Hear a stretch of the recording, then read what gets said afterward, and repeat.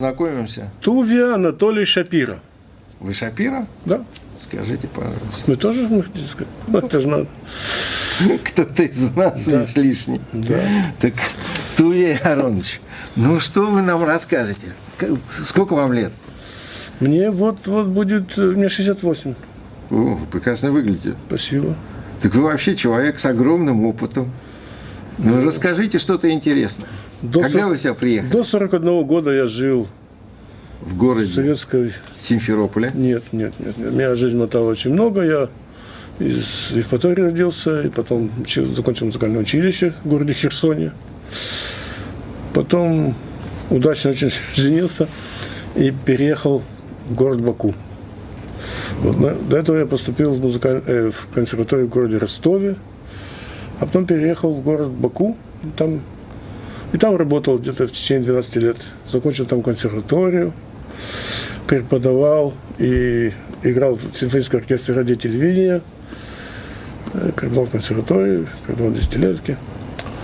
Вот. Ну, потом, с объективными обстоятельствами, могу рассказать, все солисты оркестра уезжали в Ливан, на заработки. Нет, все кроме одного. Кроме одного. И мне стало очень обидно. И я списался и уехал в Польшу. Тоже неплохо. Да, неплохо. Это на заработки. Это не хуже Ливана. Думаю, да. Не, хуже, конечно. Короче говоря, после этого я вернулся. Вернее, дирижер меня возвращайся, на что ты. Я вернулся, но говорит, подожди немножко, мы тебя возьмем на старое место солистом оркестра. Это тянулось некоторое время, наконец мне это надоело. И я взял и поменял свою квартиру на Симферополь, все на родину, тем более родители уже пожилые. И последние годы, где-то 8 лет или 9 перед Израилем, я преподавал в Симферопольском музыкальном училище. То есть вы абсолютно профессиональный музыкант? Да, я абсолютно музыкант. Приехал сюда. В каком году? В 90-м, в августе 90-го года. Народу было многовато. Как-то у меня были рекомендательные письма.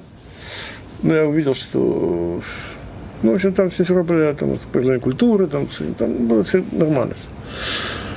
Но я не пошел в академию, потому что это было смешно. Не встанет же американец со своего места и скажет, пожалуйста, попреподавай. Поэтому я пошел в консерваторию. Это консерватория был музыкальный центр Яфо. Меня взяли, как-то так получилось. Преподавателя. Я знал, может быть, до Израиля, я учил там в синагоге в Симферополе иврит, конечно. Я знал слов 200. Знал на идиш еще немножко. С директрисой поговорил, меня проэкзаменовали. Нас всех экзаменовали. Перед тем, как представить, что ты дать диплом, мы должны были играть. Если ты хороший, тебе, значит, подтверждали и давали там деньги. Это все я благополучно прошел, начал преподавать. Жена у меня экономист, она никуда не могла устроиться, там запутанный круг, говорят, сначала научитесь плавать, потом мы в бассейн нальем воды, то есть получите стаж, потом вы будете работать. И жена, хрупкая женщина, пошла работать, куда-то надо пойти работать. А так как у меня жил сосед, очень сипур, почта, хочешь на почту? Я пошел жену на почту. Но я вижу, что хрупкая маленькая женщина, какая почта. Думаю, пока суть до дела, я поработаю немножко на почте. По музыке я был занят полностью. Я преподавал, я играл в Рамадгане. Потом меня взяли в Рамадганскую консерваторию. А какой у вас инструмент? Я кларнет и саксофон. Потом меня взяли в Ириельскую. В общем, в Холоне я работал. В Батьяме здесь преподавал. И я потом думал, 3 минуты я побуду на почте и уйду. Нет, я застрял на 26 лет. На почте именно? На почте застрял на 26 лет. Почему? Значит, я понял, что у нас час большой, 70 шекелей в то время было на большие деньги, но никаких ничего не дают абсолютно. Я тоже не собирался на этой почте работать. Я был полностью занят. А на почте было очень интересно. Там платили, это можно говорить, там платили за 12 часов, а работал ты 4 часа. Чуть поменьше. Так что брал свою почту, там быстренько делал за дудочку и там играть или преподавать. Вот так везде, где только я не в камерном театре были такие вот проекты так. Потом музыка оказалась нестабильной. Зато сейчас я пенсионер. Я сейчас преподаю на полную мощность. Так мне говорят мои родственники, что смотри, ты стал больше работать, чем в молодости. Значит, на почте я вышел на пенсию, получил какую-то пенсию, потому что с музыки никакой пенсии. Только в 7 году начали платить. То есть ни квартиру не купить с музыки нельзя, там машина уже, там все такие дела. Вот. А почта мне дала то есть она...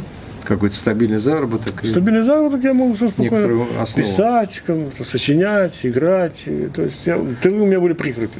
То есть в музыке-то вы, в общем, остались и не прерывали эту связь. А если вот сравнить ту музыкальную жизнь, которой вы жили, то есть там в Баку, не знаю, в Симферополе, и ту жизнь музыкальную, которая у вас здесь, вот есть какие-то принципиальные вещи сходные или отличные? Там я был на другом уровне. Я там преподавал в консерватории, в музыкальном училище. Здесь я преподаю в простой школе. Но все равно я довожу своих детей до уровня, потому что, как мне жена говорит, деньги платят, преподаваю. Не могу. Не могу уже это в крови. Нет, понятно, вы профессионал. Я не все могу. Связано Значит, это все равно связано. Что-то уходят ученики, кто-то приходит. А ходите вы здесь на музыкальные вечера, концерты? Вот есть какая-то такая жизнь у вас, у самого? В последнее время нет, потому что вечера заняты.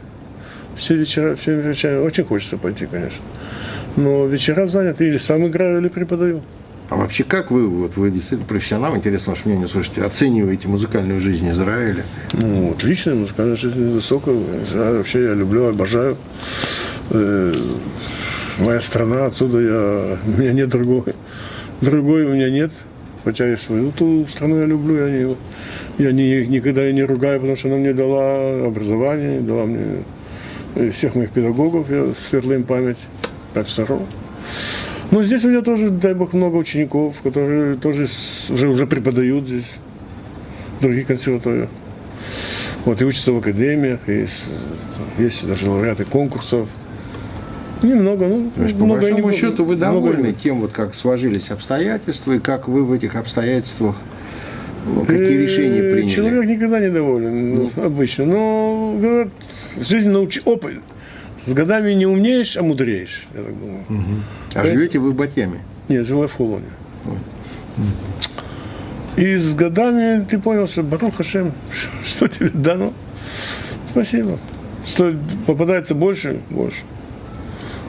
Сыграли твое произведение где-то в концерте или там на экзамене. Спасибо. Вот сам где-то выступил. Но я в полной форме. Немножко, конечно, здоровье подкачивает.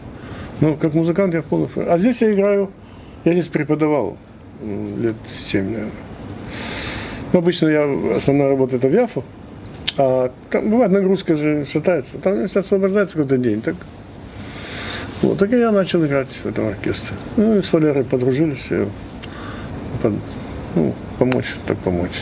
Понятно. Интересный очень рассказ. Тяжелый оркестр, конечно, так, честно говоря, я в этом вообще ничего не понимаю. Нет, оркестр Мюрвав. Тут есть много, есть профессионалы, есть меньше профессионалов, и есть любители. Понятно. Которые... Это, наверное, во всех подобных оркестрах некий такой спектр широкий. Чем хороший этот оркестр, Валера молодец, он хорошо, он его долго держит. Он держит его. И, конечно, с годами я понял, что раньше я как-то халтура какая-то. А с годами я понял, что он молодец. И сейчас я уже престарел, так как музыкант. Мне надо, я не могу без этого жить. Если не играть, я не могу. А как часто вы сюда приезжаете? Раз в неделю. Убегаю, даже сокращаю свои занятия в Тель-Авиве и прибегаю сюда. Это уже зараза, наркотик. Это навсегда. Да. От моей вейсрима осталось недолго. Что ж, большое вам спасибо. Все. Всего вам доброго, успехов, здоровья, конечно. Спасибо. Спасибо большое.